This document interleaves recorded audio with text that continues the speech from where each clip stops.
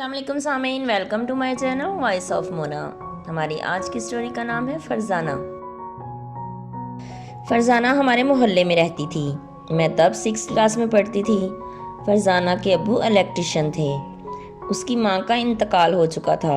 اس کا ایک ہی بھائی تھا، وہ بھی الیکٹریشین تھا، دونوں سرکاری ملازم تھے۔ فرزانہ کی ماں کا انتقال ہو گیا تو فرزانہ کے باپ نے دوسری شادی کر لی۔ فرزانہ ان پڑھ تھی لیکن لگتی نہیں تھی۔ سوتیلی ماں اچھا سلوک نہیں کرتی تھی۔ اس نے اس کی شادی اپنے بھائی سے کروا دی۔ وہ بیاہ کر سرگودا چلی گئی۔ وہ ایک دیہاتی علاقہ تھا۔ ہم لوگ اس کے ولیمے والے دن لینے گئے تو وہ بالکل جنگل نما جگہ تھی۔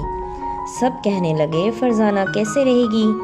ادھر فرزانہ بھی پریشان تھی، اوپر سے شوہر بھی دماغ کا صحیح نہیں تھا۔ پھر وہ 2 دن کے بعد سسرال واپس چلی گئی۔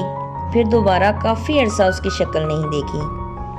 پھر ایک دن پتہ چلا فرزانہ کو مارا ہے، اسے واپس لے آئے ہیں۔ میں بھی امی کے ساتھ چلی گئی، دیکھا تو منہ سوجا ہوا تھا اور بازو ٹوٹا ہوا تھا۔ وہ تقریباً 4 سال کے بعد واپس آئی تھی۔ سب نے باپ بھائی کی بہت بے عزتی کی کہ تم اس کی خبر نہیں لیتے۔ وہ بول بھی بہت عجیب طریقے سے رہی تھی۔ ساتھ 3 بچے بھی تھے جو بہت خوبصورت تھے، بالکل فرزانہ کی طرح۔ پھر فرزانہ 6 ماہ رہی، وہ لینے آ گیا۔ اب محلے والے اکٹھے ہو گئے۔ اس کو صاف صاف بول دیا کہ چلے جاؤ ورنہ تمہاری ٹانگیں توڑ دیں گے، اور تم نے جو اسے مارا پیٹا ہے اس کا حساب بھی دینا پڑے گا۔ پھر وہ چلا گیا۔ 6 ماہ بعد فرزانہ کی طبیعت ٹھیک ہو گئی، اس کا بازو بھی صحیح ہو گیا۔ اب فرزانہ ٹھیک تھی، سارا محلہ اسے کھانا بھیجتا، سب نے اسے کپڑے اور ضرورت کی چیزیں لے کر دیں۔ وہ مار کھا کھا کے ہر احساس سے عاری ہو چکی تھی۔ پھر میری امی نے سب سے کہا اس کا ذہن صحیح نہیں ہے، اسے مینٹل ہاسپٹل دکھانا چاہیے۔ پھر اسے لے کر وہاں گئے، اس کا علاج کروایا۔ پھر وہ صحیح ہونے لگی۔ سال گزر گیا اس کے علاج میں۔ اب وہ ہنسنے لگی تھی، ٹھیک ہو چکی تھی۔ پھر اس کا میاں آ گیا۔ سب نے اسے بولا کہ یہ شرائط مانتے ہو تو لے جاؤ۔ وہ مان گیا۔ اسٹامپ پیپر پر سب کچھ لکھوا لیا گیا، اور یہ بھی لکھوایا گیا کہ مہینے کے بعد اسے ملانے کے لیے بھی لائے گا۔ اس نے کہا جب بھی آنا چاہے آ سکتی ہے، میں اس کو کبھی بھی نہیں روکوں گا، بھلے ہر ہفتے آ جائے۔ پھر فرزانہ چلی گئی۔ 1 ہفتے کے بعد پھر وہ واپس آئی۔ اب وہ خوش تھی۔ پھر وہ آتی جاتی رہتی۔ پھر اس کا آنا جانا 1 سال کے بعد بند ہو گیا۔ سب پریشان ہو گئے۔ پھر پتہ کرنے کے لیے کچھ لوگوں نے وہاں جانے کا ارادہ کیا۔ فرزانہ کو وہاں پہنچے تو پتہ چلا فرزانہ کو بجلی لگ گئی تھی، وہ مر گئی ہے۔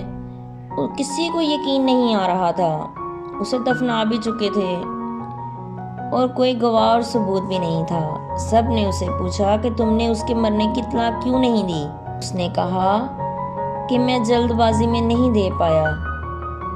سب نے بولا جلد بازی کیسی تھی؟ پھر سب واپس آ گئے کیونکہ کوئی ثبوت نہیں تھا۔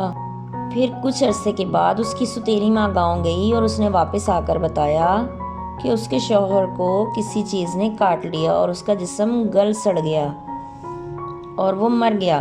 پتہ نہیں فرزانہ کے ساتھ اس نے کیا کیا تھا جو اتنی دردناک موت ملی اسے۔ سب نے کہا اللہ نے حساب لے لیا اس سے۔ اس کی سوتیلی ماں کو بھی ہڈیوں کی ٹی بی ہو گئی تھی، وہ بھی بڑے برے طریقے سے مری۔ لوگ سوچتے ہیں جو مرضی کر لیں، لیکن جس انسان کو اللہ نے تخلیق کیا ہے وہ اصل مالک ہے۔ وہ بدلہ لینا نہیں بھولتا۔ کسی کو تکلیف دے کر ہم کبھی خوش نہیں رہ سکتے، اور ظلم کا انجام بھی ظلم ہی ہوتا ہے۔ انہوں نے پتہ نہیں اس کے ساتھ کیا کیا تھا۔ فرزانہ تو چلی گئی تھی، وہ کچھ بتا بھی نہیں پائی تھی کسی کو، لیکن اللہ نے ان لوگوں کو ایسی سزا دی کہ ان کی اتنی دردناک موت آئی۔ انسان سوچتا ہے میں جو مرضی کر لوں، مجھے کوئی پوچھنے والا نہیں، لیکن جس ذات نے انسانوں کو تخلیق کیا ہے وہ مالک ہے ان جسموں کا۔ اگر ہم کسی کو تکلیف دیتے ہیں تو ہم اس کے قہر سے نہیں بچ سکتے۔ جیتے رہیے، خوش رہیے، ملتے ہیں اگلی کہانی کے ساتھ۔